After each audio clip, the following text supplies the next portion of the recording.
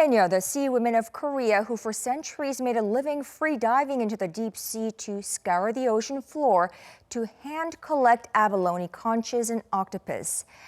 But they're more than that. They are the culture, tradition, and history of Jeju. How do you preserve a dying legend? Part 2 of my special feature.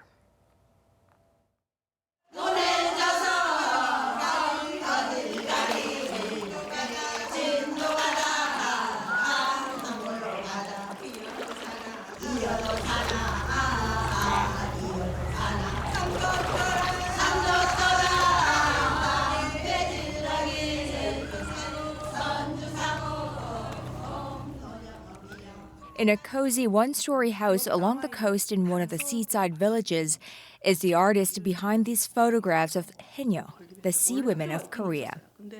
Mesmerized by the elderly female divers of Jeju Island, Jang Mi-ra moved down to the island from Seoul 3 years ago, found a home right by the sea to document these extraordinary Jeju women in action, their lifestyle, their unique culture.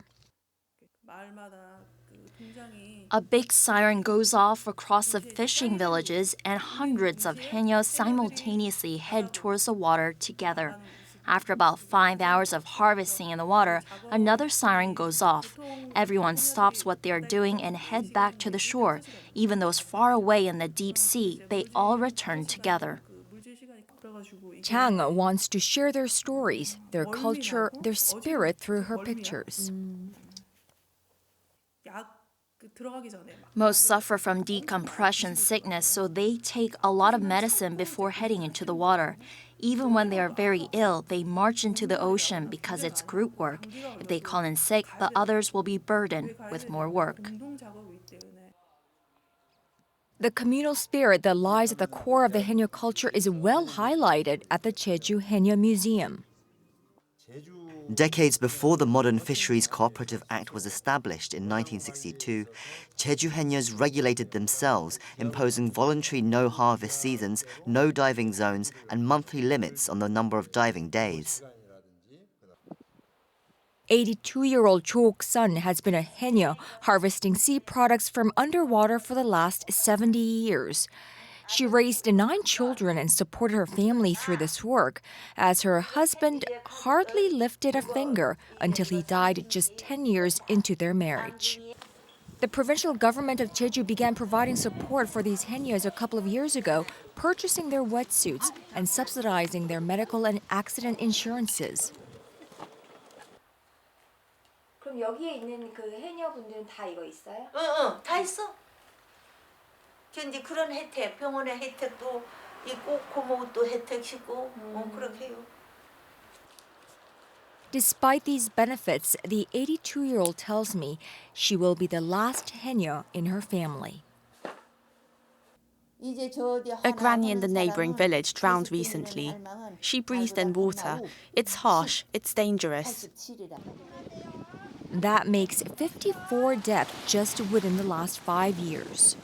The number of sea women has continuously dwindled over the years from more than 30,000 in the 1960s to some 5,000 in the early 1990s and to roughly 4,500 today.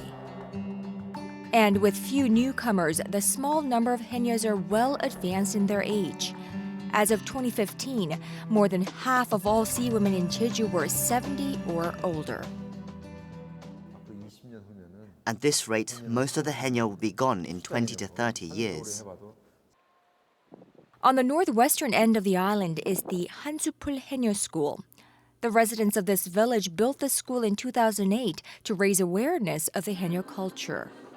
The instructors are the old female divers of this Hallin village, and they work for free.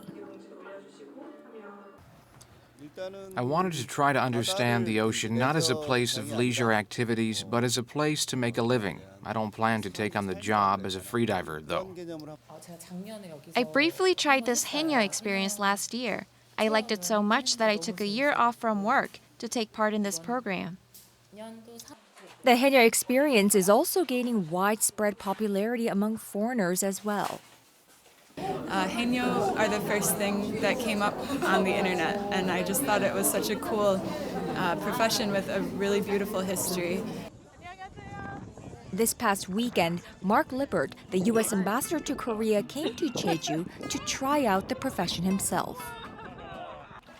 The island's remarkable sisterhood of Haenyeo, their strength and sacrifice, represented Jeju already past, the Jeju of old that can never be regained. This sound is sumbisori.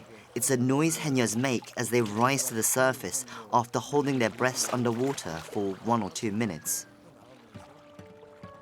Noise made by the divine women who have been making a living by constantly negotiating the limits of that which sustains their breath. Sumbisori is as thin as a blade marking the horizon between life and death. It's a reminder of the legacy of strength, sacrifice, and endurance the sea women of Jeju leave behind.